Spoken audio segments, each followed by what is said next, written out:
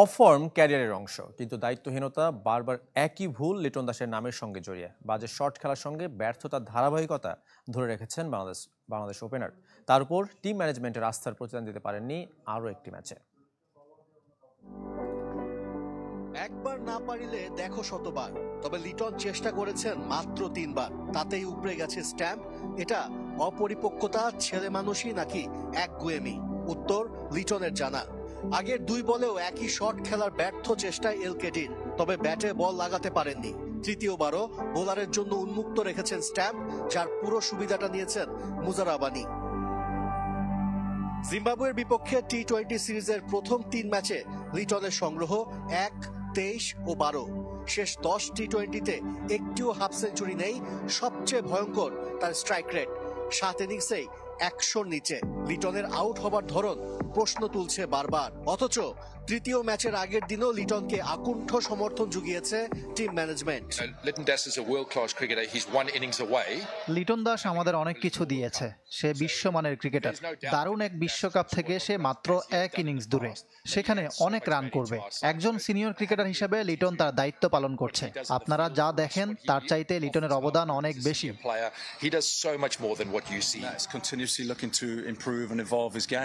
ও run পাচ্ছে না ঠিক, তবে কঠোর পরিশ্রম করছে। ক্রিকেটে এমন খারাপ সময় আসবেই, তবে ভালো করার চেষ্টা করছে, এটাই গুরুত্বপূর্ণ। পরিশ্রমটাও ঠিকঠাক মতো করছেন কি লিটন দাস? চট্টগ্রাম পর্বে মাত্র 1 দিন অনুশীলন করেছেন তিনি। ফর্মে ফেরার লড়াইটা হোটেলে নিজেকে গুটিয়ে রাখার মধ্যে সীমাবদ্ধ রেখেছেন বাংলাদেশ ওপেনার। তবুও কি এমন লিটনে আস্থা রাখবে নির্বাচকরা, নাকি বিশ্বকাপের আগে আসবে সাহসী কোনো সিদ্ধান্ত? আশিক রুদ্র, চ্যানেল 24, চট্টগ্রাম। 20 দেশে 13টি বিশ্বকাপে স্কোয়াড ঘোষণা করেছে, বাকি বাংলাদেশ সহ 7 দেশ। দুর্বল পাইপলাইন ও ক্রিকেটারদের ইনজুরির কারণে যে কোনো বৈশ্বিক আসরের স্কোয়াড ঘোষণায় গড়িমসি হয় বাংলাদেশের। এমনটাই দাবি সাবেক প্রধান নির্বাচক মিনহাজুল আবেদিনের। জিম্বাবুয়ের বিপক্ষে সিরিজ বিশ্বকাপ প্রস্তুতির জন্য আদর্শ নয় বলেও মনে করছেন সাবেক এই অধিনায়ক। শেষ মুহূর্তে বিশ্বকাপ দল ঘোষণা বিসিবির জন্য নতুন কিছু নয়। অতীতের মতো এবারও স্কোয়াড নিয়ে অপেক্ষায় রেখেছে ক্রিকেট বোর্ড।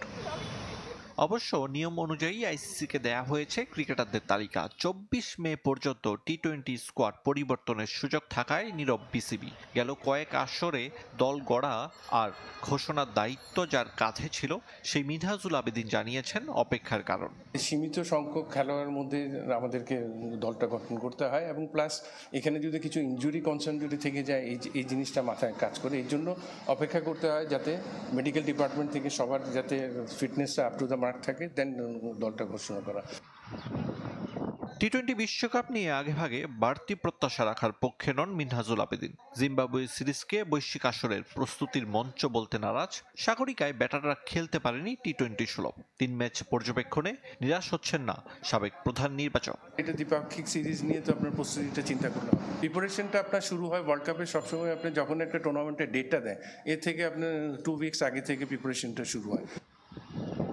ক্রিকেটারদের ফ্র্যাঞ্চাইজি টুর্নামেন্টে অংশগ্রহণ কম থাকায় টি-20তে পিছিয়ে বাংলাদেশ। বৈশ্বিক আসরে ভালো করতে বিদেশি লিগ হতে পারে সহায়ক, যদিও বোর্ডের অপারগতার কারণ স্পষ্ট করেছেন নান্নু। আফগানিস্তানের মতো দলের প্রায় 8-9 জন ফ্রন্টলাইনের প্লেয়ার কিন্তু আইপিএল খেলছে বা বিভিন্ন এই জায়গায় খেলছে। তো আমাদের দেশের আপনার টি-20 ফরম্যাটের এব্রোডে কয়টা প্লেয়ার খেলে আপনি হাতে গুনতে পারেন। তো জাতীয় দলের চিন্তা ভাবনাটা আগে, ওই জায়গায় যদি ক্যালেন্ডার যদি আপনার যদি কনফ্লিক্ট হয়, তাহলে কিন্তু এই জায়গাটা আপনাকে এটা অবশ্যই দেশে খেলতে হবে। 2025 চ্যাম্পিয়ন্স ট্রফির কথা বিবেচনা করে ওয়ানডে ফরম্যাটে পিসিএল করার প্রস্তাব দিয়েছেন বিসিবির চিফ কোঅর্ডিনেটর প্রোগ্রামের দায়িত্বে থাকা মিনহাজুল আবেদিন। আরিফুল ইসলাম, চ্যানেল 24, ঢাকা। ঘরোয়া ফুটবলের ফাইনালে ওঠাটা নিয়মে পরিণত করেছে মোহামেডান। আরও একবার পৌঁছে গেছে ফেডারেশন কাপের শিরোপার মঞ্চে। সেমিফাইনালে পিছিয়ে থেকে পুলিশ এফসিকে 2-1 গোলে হারিয়েছে। এই মৌসুমের দ্বিতীয় সহ টানা 3 টুর্নামেন্টের ফাইনাল উঠল সাদা কালোরা। মুন্সিগঞ্জ থেকে ফয়জুল ইসলামের রিপোর্ট, ক্যামেরায় ছিলেন ফকুল হাসান। মৌসুমের আরও এক টুর্নামেন্টের ফাইনালে মোহামেডান 2 মৌসুম মিলে টানা তৃতীয়। ফেডারেশন কাপ সেমিতে পুলিশ এফসির বিপক্ষে প্রত্যাবর্তনের গল্প লিখেছে সাদা কালোরা, লিখে চলেছে পুনর্জাগরণের উপন্যাস। অথচ মুন্সিগঞ্জে গোলশূন্য প্রথমার্ধের পর ম্যাচটা নিয়ন্ত্রণে নিয়েছিল পুলিশ। দ্বিতীয়ার্ধের শুরুতে আখরার বেক উক্তামাভের গোলে এগিয়ে যায় দলটি। ম্যাচে ফিরতে মরিয়া মোহামেডান প্রথমার্ধের মতো দ্বিতীয়ার্ধেও সুযোগ নষ্ট করেছে। ৬৮ মিনিটে এমানুয়েল সান্ডে আর ভুল করেননি। নাইজেরিয়ান মিডফিল্ডারের গোলে ম্যাচে ফেরে সাদা কালোরা। গল্পের তখনও বাকি। মোহামেডান পুলিশ দুদলই সুযোগ তৈরি করেছে। ৭৮ মিনিটে সুলেমান দিয়াবাতে, শাহরিয়ার ইমন, এমানুয়েল সান্ডেরা এগিয়ে যাবার যে সুযোগ নষ্ট করেছেন, পরের মিনিটে তারাই সেই আক্ষেপ ঘুচিয়েছেন। সান্ডের অ্যাসিস্টে ইমনের গোলে প্রথম লিড সাদা কালোদের। ম্যাচের দ্বিতীয়ার্ধে কখনো রেফারির সিদ্ধান্ত, কখনো দুদলের ফুটবলারের আক্রমণাত্মক আচরণ মাঠে উত্তাপ ছড়িয়েছে। ৪টি করে ৮ হলুদ কার্ড দেখেছেন দুদলের ফুটবলার। ঘরোয়া ফুটবলে ধারাবাহিক পারফর্ম করা পুলিশ এফসি ম্যাচ শেষে পড়েছে আরও এক সেমিফাইনাল থেকে বিদায়ের আক্ষেপে। আর মোহামেডান শিরোপা ধরে রাখতে আগ্রাসী। গোল খাওয়ার পরও আমরা কেউ হাল ছাড়ি নাই, কারণ আমাদের ফাইনালে যাইতে হবে।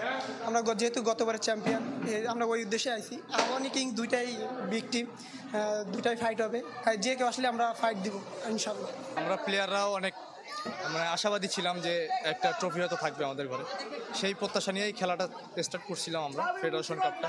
ইভেন লিগটাও আলহামদুলিল্লাহ ভালো চলতেছে, আমরা 4th পজিশনে আছি। এখন লাকলি ব্যাড লাক, আসলে ফাইনাল খেলাটা হলো না।